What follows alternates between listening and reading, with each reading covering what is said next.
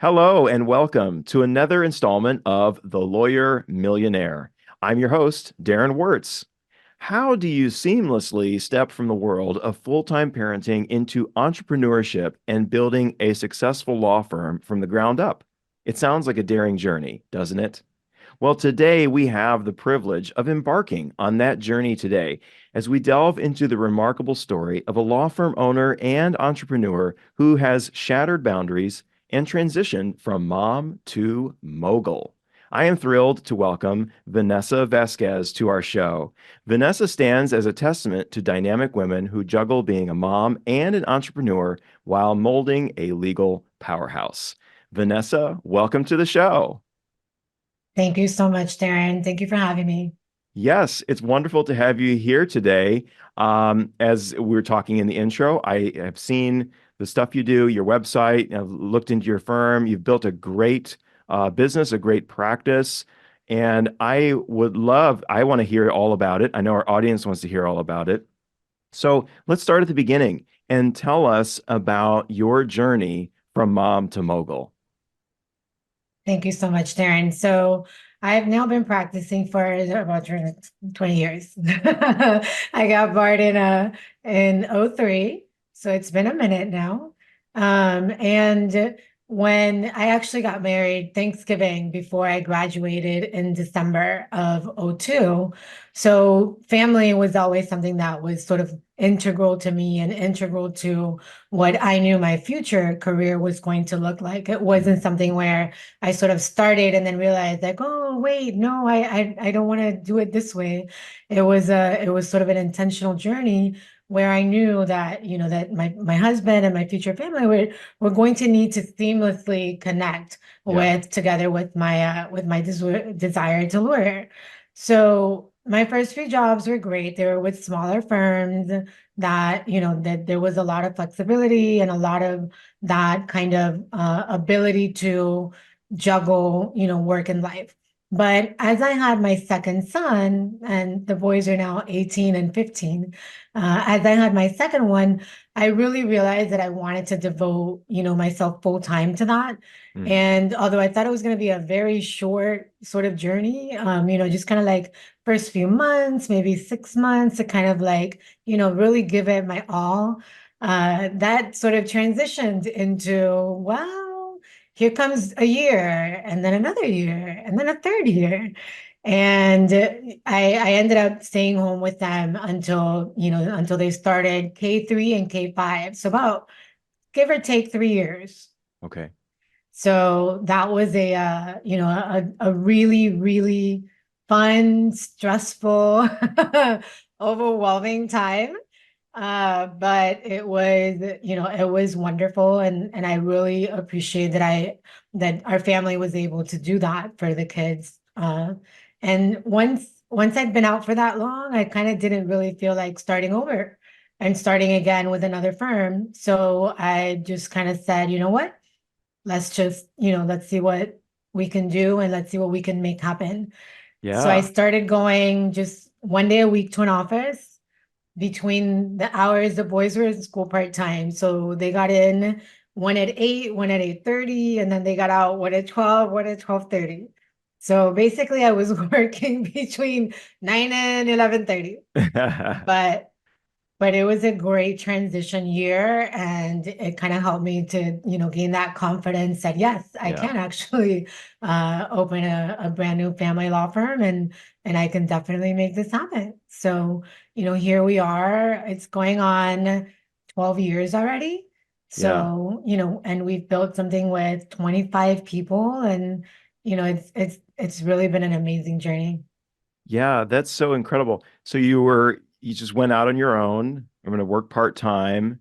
And from that to now, tell us about your firm now and what were some of the initial steps that you took to really start building that? Sure. So our firm now has 6 associates, I'm still sort of the managing partner. So I'm still in, making sure that I am assisting all of our attorneys with their strategy and all that, since I am the most experienced attorney. And we've got, a great team of support from scheduling assistant to filing assistant to receptionists that are making sure that our clients are being, sort of handled and managed the right way, to a great intake team, to a marketing team, to we really have run the gamut. Yeah. And 2 years ago, we were able to transition to bring in my husband, who's not an attorney. He's actually an engineer. And we were able to transition him out of corporate world and bring him in as our COO. So he sort of manages anything that's not related to legal. Wow. Okay, listen up, audience. COO in legal. I love this, and I love that you're bringing in non-legal professionals to assist in some of those non-legal areas. I think that's really, really Yes. fantastic. Um, Yes. so you've done a lot here. Where did this business acumen come from? Because a lot of law firm owners struggle with this. They want to wear all, they wear all the hats and they're doing all the things. Um, was this innate for you, or did you learn this from somewhere? It was definitely not innate. A lot of it is trial and error. You try something and if it doesn't work, you try something else. I am a for being an attorney, I am not a perfectionist who feels that I must know 100% exactly how this will work before I will try it. I'm Mm, very much open to let's see how it goes. And if it works, it works. And if it doesn't, then we'll try something else. I find that a lot of attorneys, unfortunately, kind of have that only I can do it. Only I can do it as well as it needs to be done. Only I can do it yeah, perfect. And I thankfully don't suffer from that. that's So good. I've been willing to delegate. I've been willing to try things. I've been willing to really sort of put myself out there in a way that a lot of attorneys don't. Otherwise, I mean, my background in college was in business, so a Mm, little bit of that, has been useful, but a yeah. lot of it has been asking questions and good coaching.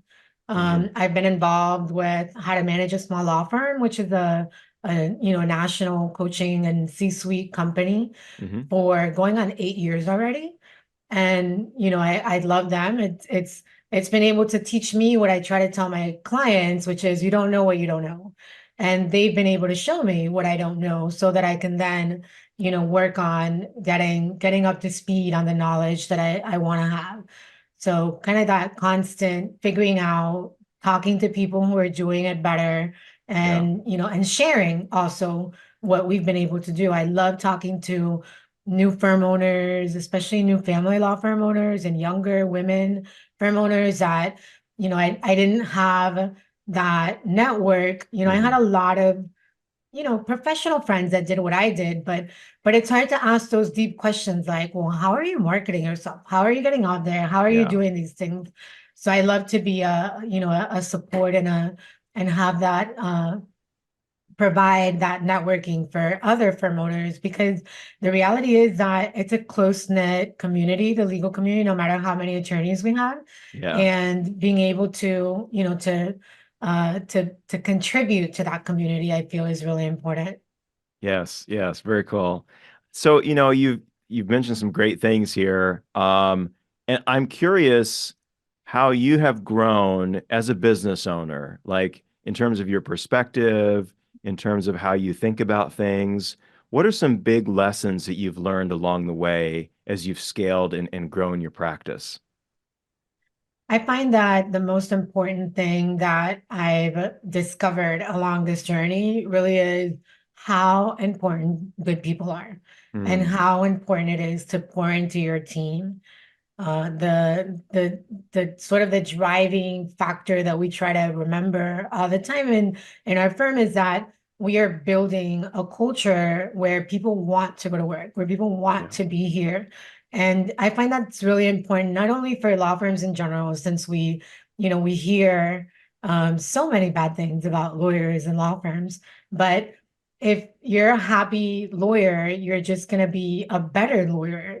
And if the firm that you're at is meeting your needs, is meeting your is filling your cup, then you can then in turn turn around and do that as well for your clients, especially family law clients. that are this is such an emotional time. Oh It's yeah. rare where we have a client that's sort of like, yeah, I gotta get this done. Can you fill out some paperwork for me? This is it's not a dispassionate contract Yeah. negotiation. This is Right. a I birthed your baby and you're leaving me kind of thing. So it's really a can be very emotional. And family lawyers also tend to be a big breed of lawyers that gets burnt out Mm. because when you're carrying that emotional load for for your clients, that becomes, really tough. So we've worked really hard to try to make sure that we are creating a place where people want to be, Mhm. virtually and non. About half our team is virtual. We are constantly trying to to find those things that will make our staff happy. And sometimes it's little things. Our front desk receptionist will walk downstairs to Starbucks and pick up everybody's orders. And other times it's big things, like we actually hired a nanny to come into our office, Oh and wow. she is a nanny for two associate babies, because I find, and I know, as an attorney for over 20 years, that when people have kids, that is a big time to step off the career, Mm. especially women that, feel that they don't want to leave a 3-month-old with somebody else or in a daycare. So Yeah. I wanted to facilitate that for our associates. So we brought in a nanny, we converted an office into a nursery, and now they don't have to worry about, their babies being in a daycare, being at home with a stranger.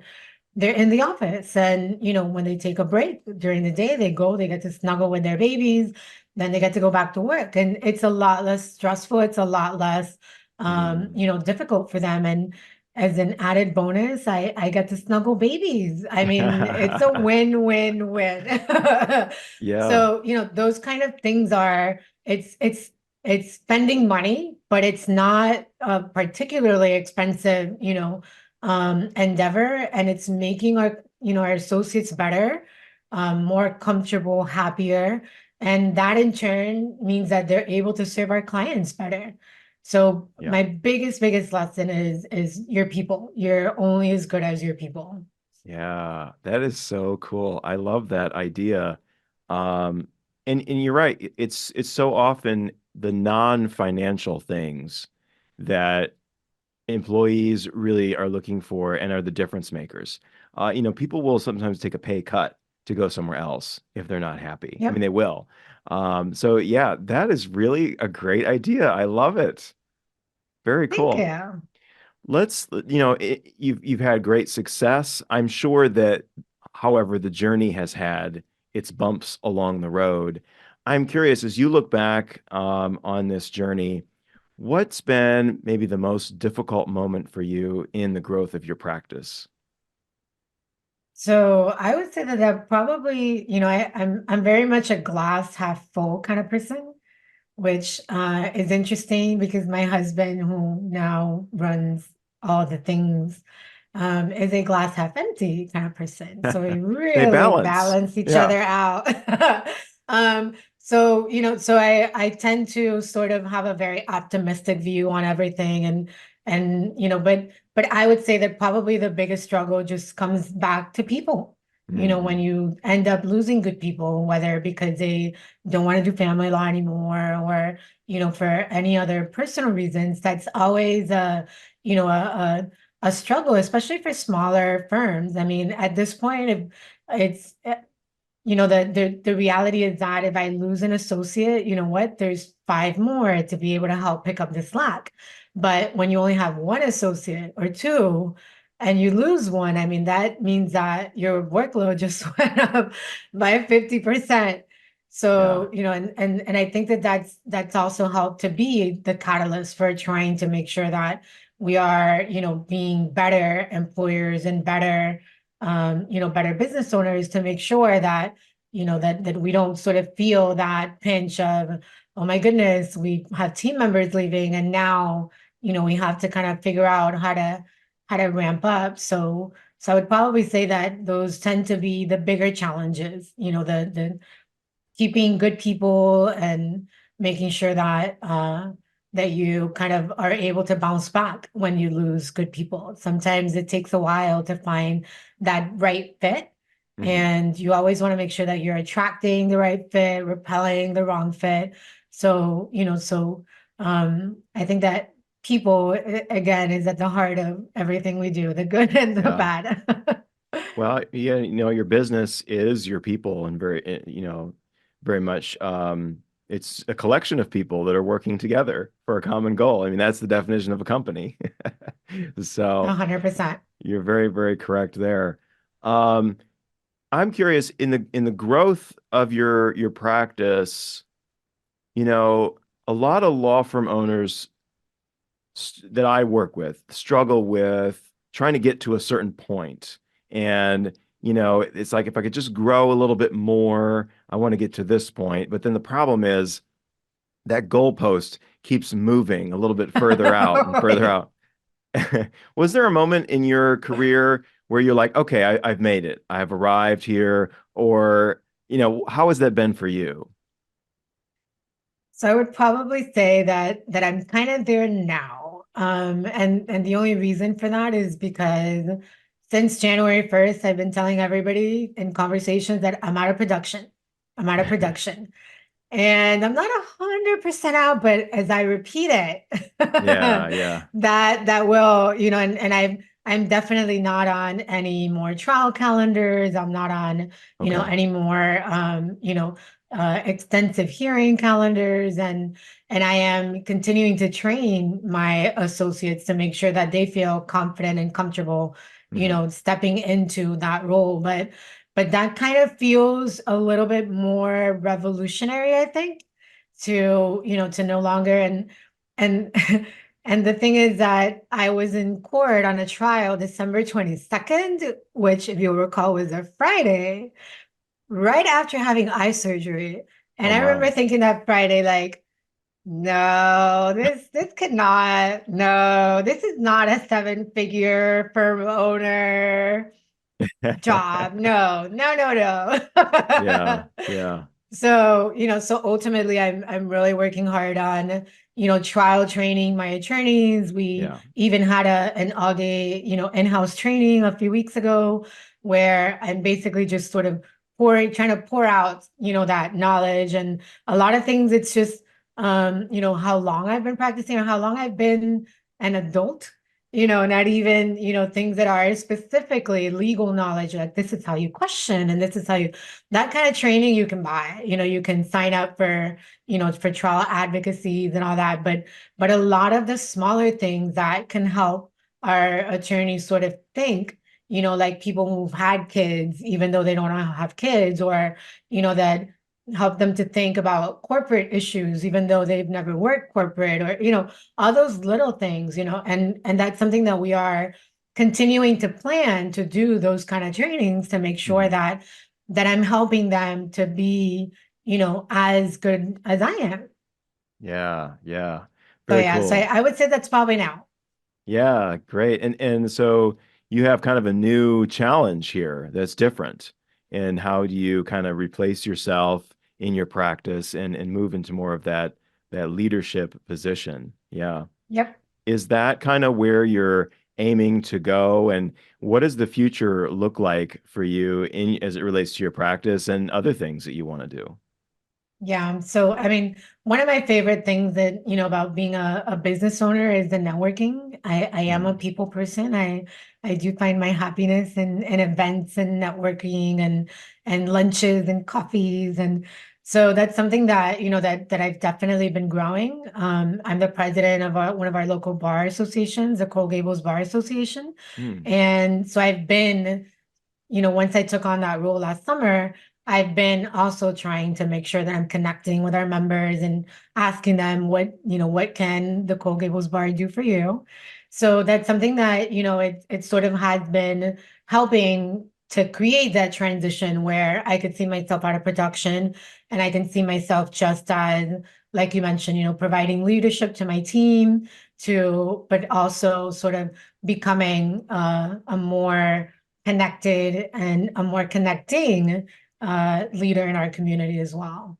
yeah, very cool. Very cool. Getting out there and meeting people and promoting your firm and your business. Absolutely. On this show, we deal with money. We're the Lawyer Millionaire. You mentioned having a COO. I'm curious, do you Mhm. have a CFO as well? And what are do you have certain systems in place for managing the business financials that have been successful for you? So, like I mentioned earlier, with how to manage, they have coaching and they have C-suite services. So we've been, using their C-suite services for a long time. Mm. Different positions as the needs of the firm changed, including previously a COO, Ah. previously a CEO, previously a CFO as well. So we've definitely, have that. They've helped us to develop Mm. our money management. We currently use a bookkeeping company that is an offshoot of how to manage called Bookkeeping That Doesn't Suck. And the great thing about, that company is that you get a 40-page financial report on all of the financials of the business, including, most bookkeepers kind of give you maybe like a profit and loss and a balance sheet and sort of like kind of like a very small overview of, of what you kind of need to know and what you think to ask them. Mhm. But the reports that we actually get from bookkeeping are great because they're showing us comparisons to month. They're showing us comparisons year to date. They're Mm. showing us comparisons to this month last year. We also, had previously worked with our CFO on our budget. And so now, we were able to complete our budget for this year. Bookkeeping loads our budget so we can, we get a budget variance report every month. So we're really able to stay on top of, those important numbers, like what are we spending on labor? What are we spending on marketing? What are we spending on, everything? And at the end, what's the profit? Because nobody wants to work a business with no profit. Right, right. These are questions I'm sure you were not necessarily thinking about too much in the very beginning, but yeah, as things evolve, these are definitely larger things that need to be thought of. Yeah. In the beginning, I was looking at, so when I first started, it was like, is there some money in the bank? Can I take some of that money out? I Yeah. think so. Then I like to say that, once I started working, with a CPA and all that, the standard recommendation is put yourself on payroll. Hmm. So then it was like, okay, well, I'm gonna sign up for payroll. And then it was like the thought of a very weird kind of thing that I really like, or on the other hand, dislike, is biweekly paychecks. I don't know who Hmm. invented that, but your bills don't come biweekly. Your Yeah. mortgage is due at a certain time and your Yeah. something else is doing it. Nothing comes biweekly. No, So my firm pays bi-monthly. We pay on the 1st and on the 15th I because like that's, it. like that way you can divide your stuff, the first half of the month, the second half of the month. Yeah. So, so in the beginning, it was kind of like payroll is on Friday. How do I make some money? I gotta make some calls. I gotta collect, I gotta issue some bills. So, we went from managing the business by simply looking at the bank balance Hmm. to managing the business, in other ways and making sure that we're looking at what's our cash flow, what's our, Yeah. our labor costs is substantial. So gotta make sure that there's money in the bank to pay, all of our team. So Yeah. it's definitely changed a lot the way that, that we run the company by making sure that we're looking at those finances, looking at that budget, looking at Hmm. what are we able to do? How did we hit our numbers? How did we not? Budgeting, saving for a rainy day, Hmm. making sure that Hmm. we've got access to credit. We actually have two Yes. lines of credit, which are currently empty. We haven't needed them, Yep. but you're always told, the wise have always told us, make sure that you get the credit when you don't need it, because That's when you right. need it, you can't get it. Yep. So we've made sure to take those steps to maintain liquidity and, and sort of be prepared for any rainy days. Absolutely. Oh, this is great because these are all things I talk about so much with lots of law firm owners and struggle points often. Liquidity being a big one, a part of that. So many people I talk with are just running razor thin margins, don't have anything stashed away. And paying yourself, so critical. One of the Yes. big struggles I see among some law firm owners I speak with is that there's the difficulty separating the personal and the business. And as a result, there's money flowing back and forth, right? I'm taking money out of the firm because I have a big expense I need to pay personally, and then I'm putting money back into the firm because, oops, the firm's coffers are Too running a little much. bit too low. Darren, as a family attorney, I've seen people put child support on their taxes as a business expense. Oh my goodness. Not a lawyer, but I have seen all manner of what you speak of. Wow, they tried it. They tried it. Hope they never get audited. I can tell you that Right. the judge that started that trial was not too happy with that company. And my poor client is like, I'm just a minority shareholder. I have no control over Oh what yeah. somebody else does. So yeah, but thankfully we were able to, to kind of like bring that case back from the dead after the judge was super upset about that. So Wow. yeah, so Wow. we definitely see it, and it's so important to make sure that you have yourself on a regular cadence. Mhm. Nobody wants to live thinking, am I going to have enough money to pay my Yeah. bills this month? And then, we've used it as a catalyst to help us to think bigger, to think, Mhm. what do we want to be? What is Right. the house we want to live in? What's the car we want to drive? What's the school we want our kids to go to? What's the college we want to be able to pay for our kids? Mhm. My husband and I are both kids of immigrants. We both moved here in, elementary, middle school age.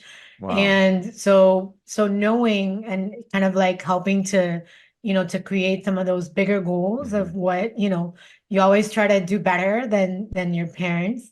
So Yeah. that's also kind of helped to keep that momentum going of what's our next thing, what's our next step. So Yeah.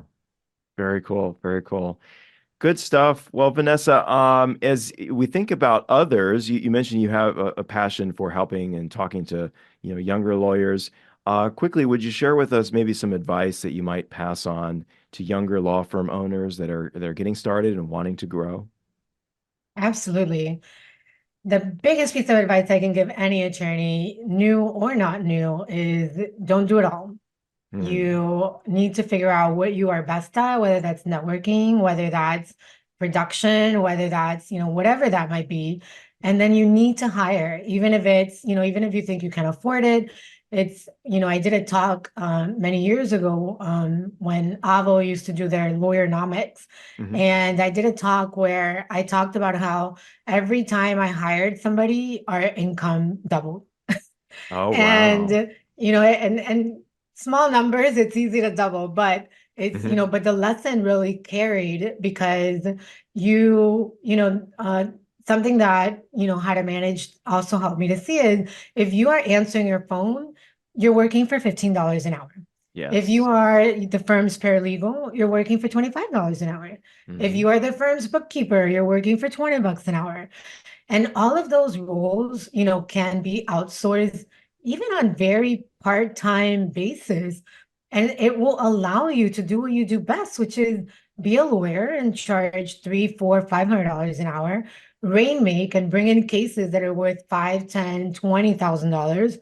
So you shouldn't spend your time doing the smaller tasks. And it's crazy to me how often I hear, oh no, but I can't. Like, trust me, in a pinch, if were in the hospital and you needed to step out for 2 weeks, you'd figure it out. You'd find somebody, you'd do it, Yeah. you'd get it done.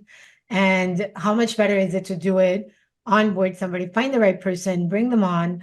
And we now have a global talent, Yeah. available at our That's true. fingertips that we didn't envision before COVID. Hmm. COVID was terrible, but there have been, especially for the legal field, I feel so many amazing things that have come out of there, from Yeah. being able to do 5-minute hearings from your office and not, spending an hour and a half in Miami traffic to get to court, to, doing mediations where clients are in other states by Hmm. Zoom, Yeah. to recruiting and finding and using amazing global bilingual talent that is able to help our firm really move forward. And, I have to give a shout out to Get Staffed Up, who is the the company owned by my good friend Brett Tremblay, who helped us to see Mhm. that future of, of global talent and being able to bring in team members that we now have people from Argentina, Colombia, Mexico, and El Salvador working at Yeah, our firm and helping our clients. absolutely. Awesome. Awesome. Well, Vanessa, it's all about the money, but it's not all about the money. There is a bigger purpose behind all the things that we do. So I'm curious about you and your bigger purpose. What is your millionaire mission? So connected to our firm, we are looking to help 20,000 families in the Mm. next, that's kind of our 20-year goal. But, who knows if we grow big enough that might end up sort of, moving sooner. On a personal note, I'm looking to help my kids, fly the nest. I've got a sophomore and a senior, so they're close to starting. Yeah. When I moved out from home, that first year of college, and so I'm trying to make sure that I'm helping them to have that foundation that that I know that they'll need to be successful, going forward. I'm a Christian and I am constantly looking for ways to build God's kingdom, whether in our local church or internationally. We've contributed to quite a few different ministries all over the world, to see the gospel, shared. Hmm. And, lastly, I lost my little brother a few years ago, and we started a foundation called the Hmm. Supreme Scholars Foundation to honor his memory and give scholarships to deserving kids. So that's something that also helps to push us forward. Yeah, yeah, very, very nice things. Great, inspiring goals. I love that you shared all those things. And I'm sure your kids will do fantastically well. They have a wonderful role model to learn from. Great, great. Well, Vanessa, we've come to the end of our time here. Would you please share with our audience where they can go to learn more about you or to get in touch with you if they'd like to? Absolutely. If anybody wants to connect with me personally, my email address is vanessa@familylawprotection.com. Our website is familylawprotection.com.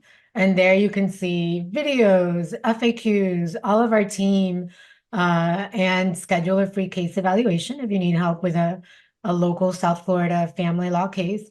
And you can always check us out on all the social media channels. I love educating our potential and not potential clients about things that are going on in family law. And you can see those videos on our Facebook, where I live, because I'm a Facebook girl, as well as Instagram, TikTok, LinkedIn, where you found us. So Very good. Well, that brings us to the end of another enriching episode of The Lawyer Millionaire. Vanessa, thank you so much for being with us today and sharing your journey and your insights with us. thanks for having me, Darren. Yeah. And to our listeners, I'm sure Vanessa's story has left you with countless takeaways, fresh perspectives, and a renewed sense of possibilities that await you in both your professional and personal journeys. If you're ready to embrace your financial potential as a law firm owner, remember, I'm here to help. Whether it's dissecting complex financial concepts or crafting your own personalized financial roadmap, I'm just a call away. So book a call with me, your host, Darren Wurz. The link is in the show notes. And together, let's bring clarity to your finances and help you navigate your path from profitable practice to personal wealth. If this episode resonated with you, please subscribe to The Lawyer Millionaire. Also, if you could take a moment and leave us a review, it would make a world of difference and help us spread the word to reach more individuals who could benefit from these discussions. Once again, thank you for tuning in, and I hope to see you next time again on The Lawyer Millionaire.